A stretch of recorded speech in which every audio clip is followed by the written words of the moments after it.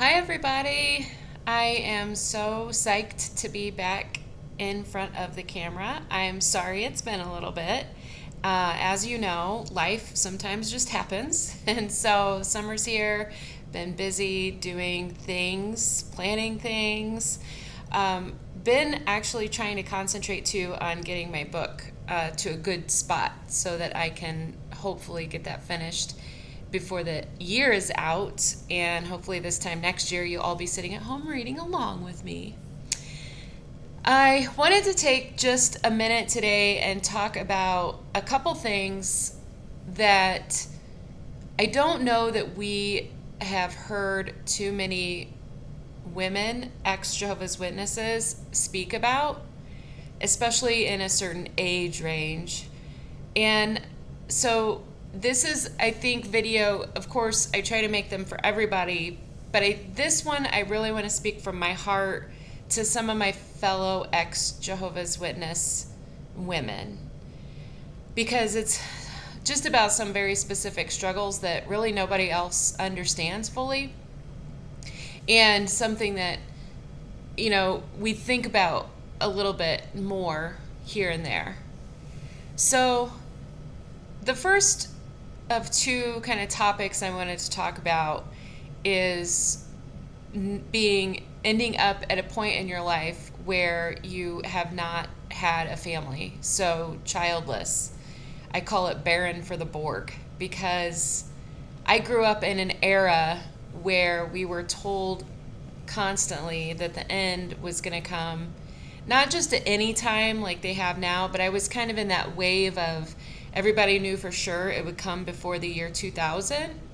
And so I've talked about this a little bit, the fact that, I was never expected to graduate high school, graduate elementary school, graduate high school. So there was no need for higher education or even really planning on what if I wanted to even have kids, because it was really frowned on by a lot of folks back then. They felt like if you had kids in this system of things, that you were not all that faithful, because who would ever want to raise a child and take them, try to protect them through Armageddon, the Great Tribulation, and all of that. I remember, as a matter of fact, when my sister had her baby, and it was great. Everybody was very excited. But there was this tone that my mom had that was she was just really, truly concerned. Like, she was afraid for her daughter that it would be this huge struggle, that she was going to raise a baby or have a baby with her when Armageddon came. And to the point where I remember when my sister got pregnant a second time and shared the news with my mom, you see this where most people, when they're told, like, you are going to have another grandchild, they are just ecstatic and they think of all the things they're going to do with them and all this excitement. And my mom was downright upset. She was really afraid for my sister, and she was just not enthusiastic. Of course, she loved her grandkids, absolutely thought they hung the moon, and after they were born, she did everything she could for them and with them. Unfortunately, they were still pretty young when my mom passed away, but she loved being a grandmother once it happened. But I was young at that time, so I was 9 and then 11 when those nieces and nephews were born. And it just made this imprint on me that, like, this system is going to end and I'm never going to have a chance to be a mom. I'm just going to wait till the new world. And that constantly kind of played in my head. And then when I was disfellowshipped the first time in my early 20s, I talked about this before, but I was very physically out, mentally in. And so I had this fear, actually, of, like, if I got pregnant, I would have to, like, give the baby to my family because it wouldn't be saved at Armageddon. So I, was very, very, very diligent and just aware, so to make sure that I would not have a child. And then as life went on, and I ended up with partners that just, I knew if I had a kid with my ex, it would just be horrible because he would be a terrible, he was never going to improve when it came to his personality. It'd be scary raising a child with somebody with his issues. But then also knowing I would be tied to him for the rest of my life if we had a child. And so I just, didn't even think about going down that path. And then life just happens, and the next thing you know, you wake up and you're older and you're to a point in your life where, is it impossible for me to have a child right now? Maybe not, but it's like, who wants to be pushing their mom in a wheelchair to their high school graduation, right? Like, that's just not, it's just not in the cards anymore. And even at that point, and this is the big thing, because, I've had people say like, oh, you should just adopt, or you're not too old. People are having kids when they're in their 50s and all this stuff.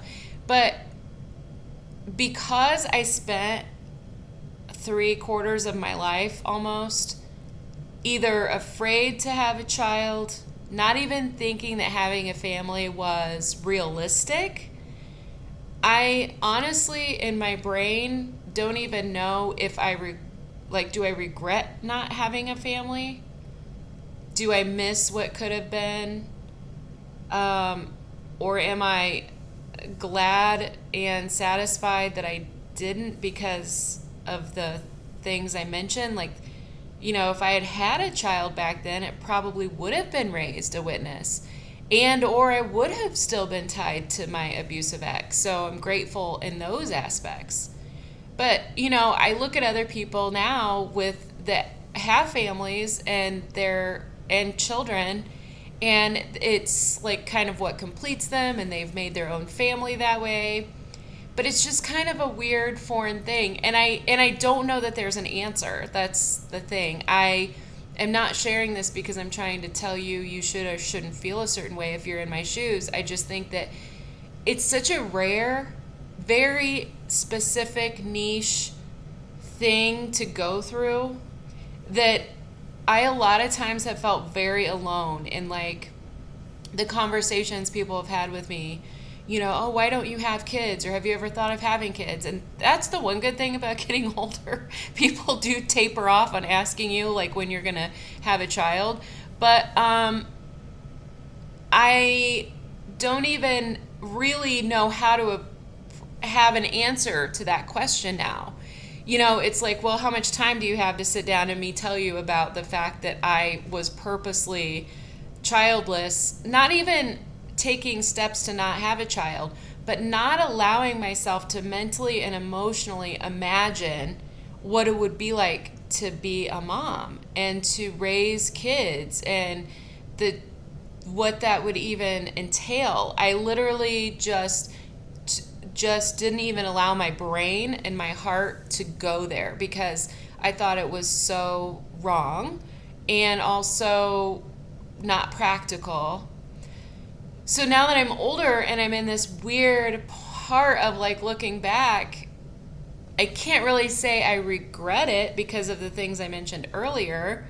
But at the same time, I have a lot of frustration and maybe a little resentment that piece of my life was honestly kind of removed from me at a young age. And the fact that we were even told from the platform at conventions and stuff, they would read the scripture, I think it's in Revelation, that like, woe is to the pregnant woman, in the time of distress. And they would always harp on like how difficult it would be to get a young family through the Great Tribulation and Armageddon. And it was just one more burden you were adding to yourself and blah, blah, blah. And then, years later they flip it and they're like, they want people now to have kids because the organization is dying off. And that's the only way to keep it going is through family indoctrination. But it was so heavy and it was so constantly told that like basically, you should not have kids and you should not have a family in this system that I didn't even allow myself to emotionally or mentally get there. So, like I say, I am not sharing this part for some big revelation to people. I'm not sharing it to tell maybe if there are other women or, even men in my circumstance that I have some great clarity or answer. But I think it's important that we know we have each other and that we understand what very, very, very, very few people, even in the XJW community, like very few people even there fully get it. So I just wanted you to know you're not alone if you have those feelings and if you are or have been in a similar circumstance. So that takes me to the other thing is there's the very pat phrase, you make your own family, which means, okay, to some people that means you have kids, right? So we've already talked about the fact that that's really probably not in the cards for me at this point. Most likely, I'm just going to say no at this point. And then, so that usually translates into creating a tribe, like friends, basically. You have friends that you do that. Make your own family, make your own group that you're safe with. And that is difficult. I'm just going to say it. So I worked for a very long time at a really large company, and I got to know a lot of people, but at that time I was still an active witness, and so I kept my guard up and I didn't make a lot of friends. At the very end of my tenure at that company is when I was starting to move away out of the Jehovah's Witness religion, and I was starting to be on my own, and I was disfellowshipped just as in my last, I think, year at that company. And so during that time, I did make some friends at work, but just a few out of all those people. And then I changed career or jobs, similar career, but a different company. And it was a full work from home position, which means I wasn't even out in the workforce anymore. And then I moved to a different city. And so the city I moved to was where I had moved back to the city that I had been an active witness for a long time in. And so any connections I had in the city would have been witnesses. So I had to start like totally from scratch with friends. So I had a handful of friends. I could probably count them on one hand, of actually like really close friends. And then I was certainly thrilled over the fact that my boyfriend's family is fabulous and they've welcomed me with open arms, and they truly are like family to me, which I cannot say enough how much it means to me. But when it came to like girlfriends to just go run around or do something with on the weekend, it was a real struggle. And then on top of it, you add that I have this really unique background, and so it was kind of awkward at understanding when do I talk to people about the fact that I escaped a cult and what are they going to ask. And then you kind of add on top of that in recent years we've had all the political, racial things going on. And so then very quickly I learned there were a lot of people I just didn't want to be friends with because of the fact that they were someone different than I thought that they were. But it was coming to a head when, racism started really rearing its ugly head again. And so again, my kind of friendship pool was narrowed. And so, I would meet one or two people and then they would introduce me to other people. And I love to have people over and have them here and hang out, but it's really difficult to get into that when you're in the age group that I am, because most other people in my age group, even a little younger and a little older, have already been established, even if they aren't from this area. They've usually been here long enough and they work with other people and they kind of are established in who their group of friends are. And so it's certainly no slight that they're like ignoring you or they don't want to probably hang out with you. That's what I tell myself anyway. But it's just that it's like an afterthought because you're kind of new and like, how do you even start to form those friendships? And I'm not in my 20s or my 30s anymore, so it's like I'm not going to be going out and like meeting people at a club or something, and then everybody else is so engrossed with online doing things virtually and then a pandemic that I am grateful and shout out to my friends because the good thing is, even though I don't have very many friends, I have like the best and coolest friends in the world, and they would do anything absolutely for me. I am super lucky that I've had the exact same best friend who grew up with me and my family and everything since kindergarten, and she knows me inside out, and so we're like more like sisters. But outside of that, it's like I go on Instagram or Facebook or anywhere else, and you often see, kind of women my age with their regular girlfriend dates and their regular hangout things, and it just triggers something in me that I'm like, I'm just so different and my story is so different, and it's not a terrible thing. It's not like I ever was the most popular kid in school. I was, because I was homeschooled, but you know what I mean. I wasn't like, I've never had a huge group of friends, and I've never been like the person that people sought out to hang out with. And so this is just kind of an extension of that, only kind of amplified. I think back to when I was a teenager and I was kind of like, nobody really wanted to hang out with me that much because I was such a goody two-shoes as a witness. They knew they couldn't like really let their hair down and be a certain way because I was a regular pioneer and I was all these things. And so even then, it was very selective on who would be a friend and hang out with me. And then, of course, I lost all of them when I left the religion. So, again, I am not sharing this either as like a poor me or a pity party or anything. I really am just sharing it because it's very nuanced. But I know that as ex-Jehovah's Witnesses, a lot of us do kind of struggle with finding our place and finding like our tribe. I am grateful that I have an awesome one, and I just hope that it continues to build and more people are welcomed into it. I just am the other thing is, like I mentioned, I've had to become selective because I'm in an area, unfortunately, that there are still a lot of bigots, and they are not going to be welcome in my circle. So, that's kind of it. This is a short video, I know, but that's all I wanted to say. Those are two kind of major things. Friends and family, right? That's what your life is like.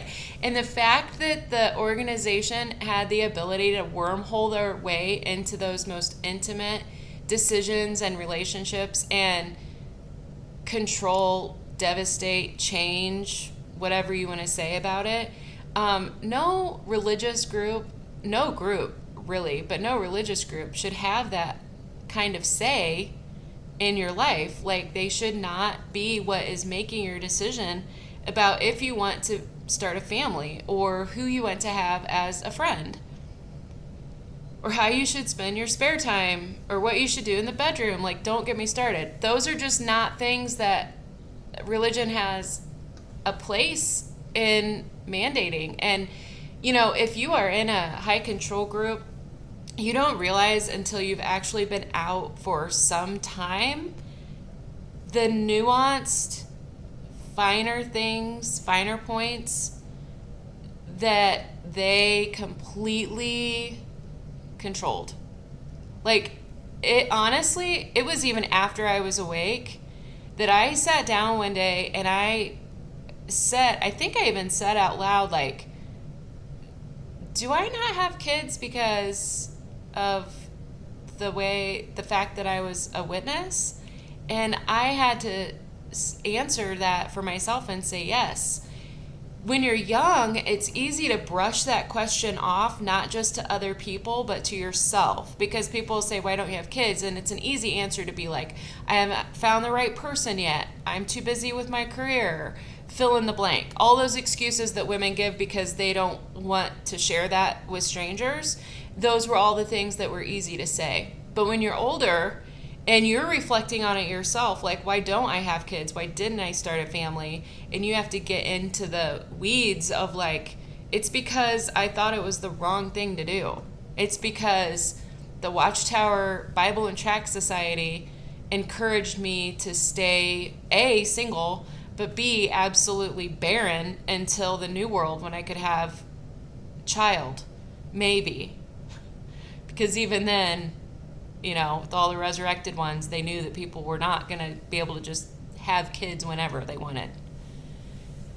Don't get me started on that part. So, it's kind of a heavy, weighty thing to think about. Who would I have been if I had not ever had any contact with this religion? You know, how many friends would I have? What would I do for fun? Like, it's just been so incredibly difficult to be in your 40s and figuring all of this out. So I just want to tell other people out there that they're not alone if they have these feelings and thoughts.